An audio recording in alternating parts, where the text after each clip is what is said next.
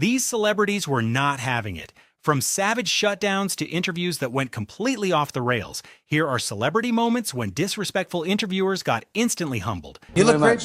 I look great? Yeah. Is that sarcasm? No, it wasn't. You see, this is the thing with you. It's a talk show. Oh, you look great. Even though, look at me. Of course I don't look great. Look, I'm worse than last. During an awkward interview, Tom Cruise instantly shut things down when an interviewer brought up his divorce from Nicole Kidman, calling the question deeply personal. Was Nicole the love of your life? What do you mean, Peter? You were married for 10 years. Listen, we raised children. And do you have a relationship where you talk, it's a parenting relationship, and talk professionally about each other's work? Listen, here's the thing, Peter. Yeah. You're stepping over a line now. You're stepping over a line. You know you are. Well, I suppose they're questions, though, that people want to know. Peter, you want to know. Take responsibility for what you want to know. Don't say what other people. This is a conversation that I'm having with you right now. You're right. Okay, so I'm just telling you right now, okay? Just put your manners back in. An interview with Robert Downey Jr. suddenly turned uncomfortable when questions shifted from his movie to his troubled past, until RDJ calmly stood up and walked out. The reason I'm asking about the past is that you've talked in other interviews again about your relationship with your father and the role of all of that in, the dark periods you entered and taking drugs and drinking and all of that. And I just wondered whether, you think you're free of all of that, or whether that's still something. I'm sorry, I really don't. What are we doing? Do you seem okay? It's just getting a little dinosaur in your. No, look, I don't want to do that. Things took a dark turn when Quentin Tarantino refused to answer repeated questions linking movie violence to real-life violence, staring down the interviewer and saying, "I reject your question." I'm sure that there's no link between enjoying movie violence and enjoying real violence. I'm going to tell you why I'm so sure. Do not ask me a question like that. I'm not biting. I refuse your question. Why? Because I refuse your question. I'm not your slave and you're not my master. You can't make me dance to your tune. I'm not a monkey. I can't make you answer anything. I'm asking you interesting questions. And I'm saying I refuse. Okay. Well, no, I was just asking you why. That's fine. But you see, Jamie Foxx has said we can't turn our back and say that violence in films. Well, then or you should talk to Jamie Foxx. Then you should talk to Jamie Foxx about that. And I think he's actually here, so you can. I'd love to, but I mean, it's interesting that you have a different view, and I'm just trying to explore that. Yeah, and I don't want to, because I'm here to sell my movie. This is a commercial for the movie. Make no mistake. Well, you interviews. Yeah. So you don't want to talk about anything serious? I don't want to talk about what you want to talk about. I don't want to talk about the implications of violence.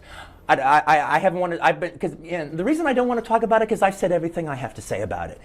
If anyone cares what I have to say about it, they can Google me and they can look for 20 years what I have to say about it. I haven't changed my opinion one iota. You haven't fleshed it out. That's the only reason. It's not my job to flesh it out. No, it's my job to try and ask you to. And I'm shutting your butt down. And that's about violence in response to And you know where I stand on it. Which is that there's no relationship. Yes. But you haven't said why you think there's no relationship. It's none of your damn business what I think about that. Morgan Freeman appeared frustrated when a discussion about his science documentary suddenly shifted to race and equality, making it clear he wanted to stay focused on the actual topic. Do you think that race plays a part in wealth distribution, or either a mindset that you can't or cannot? Yeah. No.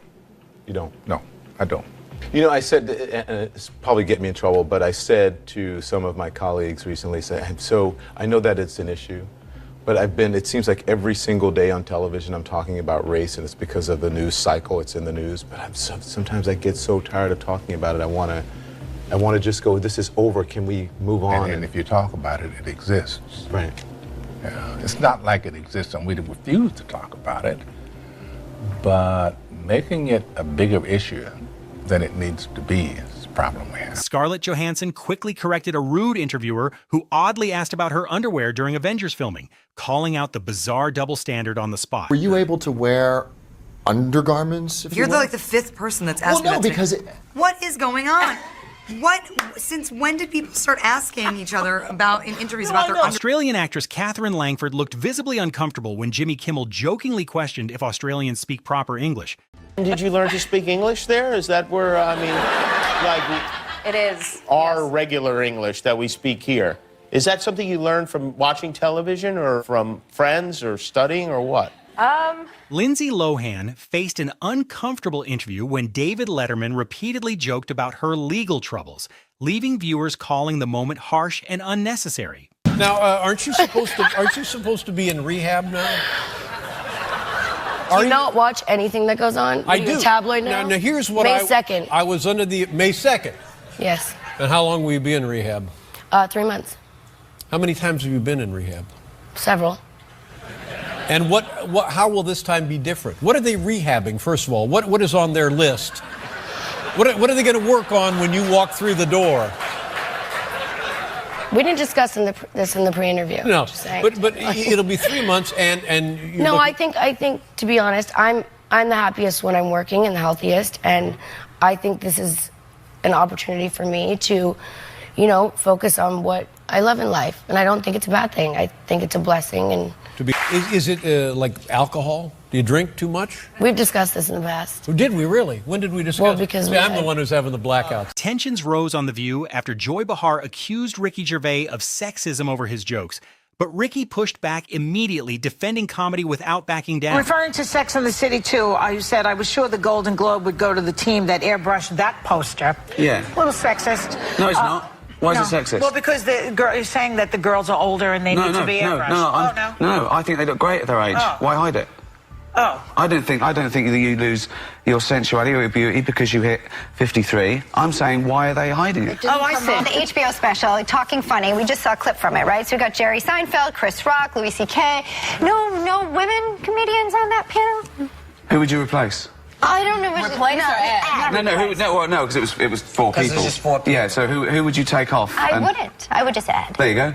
Do you think women are funny? Of course, what's the difference? That's ridiculous. It's a different sensibility. Statistically, less women go into stand-up from what I've seen, so there's probably less to choose from. Right. But yeah, there are loads of funny women. I've worked with loads of funny women. Of course I have. There's loads of funny women here. Lady Gaga didn't hold back after an interviewer awkwardly questioned her gender and sexuality, responding confidently and completely flipping the energy in the room. But you're not worried that they'll check out the sexual references and not care about the music? Is that something that worries you? No.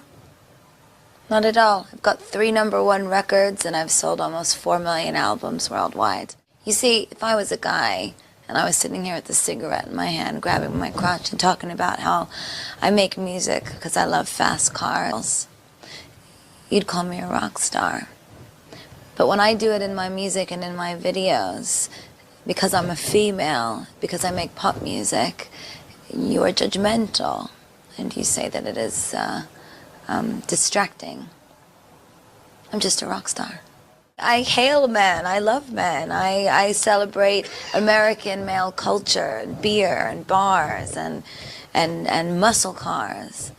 But that's not what you asked me. You asked me if my music was distracted by my sexuality. While promoting his book, Mike Tyson was discussing politics when an interviewer suddenly brought up his connection to a controversial figure. Tyson sharply shut it down and called the question disrespectful. Some of your critics would say, there's a race for mayor. We know you're a convicted rapist. This could hurt his campaign. How would you respond to that? Hey, I don't know who said that. You're the only one I heard say that. You know what I mean? And I don't have no comment to that, because it's negative and you're being negative. And I met the mayor, right, and nothing they can do about it. We actually had a really good time about his life, highs and lows. It's so interesting because you come across like a nice guy, but you're really a piece of shit. Hey, with that comment. Come on. No, that was a piece of shit. That was a piece of shit. We're doing live TV. Man, I don't care. What are you gonna do about it? All right, you got to show that you're doing. After Bill Maher jokingly used a racial slur, Ice Cube firmly explained why white people should never say it, even as a joke, turning the interview into a serious reality check. You got a great show. Thank you. But you be bucking up against that line a little bit. You got a lot of black jokes. You know what I'm saying? You do. Well, against racists. Yes. Sometimes you sound like a redneck trucker. No, I don't. You do. No, I don't. That Yes, I got to you do. push back on. All right, it's my opinion. Okay, it is. My thing is I've never this. heard that opinion before. But My thing is this, and I'm cool with you. I like your show, to be honest. I just want to know 2 questions. What made you think that it was cool to say that? I just... That's one question. I just explained. There was no thought put into it. Obviously, I was telling Dr. Dyson, comedians, they react. and it was wrong, and I apologized. And, you know, more than that I can't do. I know, I understand the format, and, you know, you guys say it's a comedian show, but this, to me, is a political show.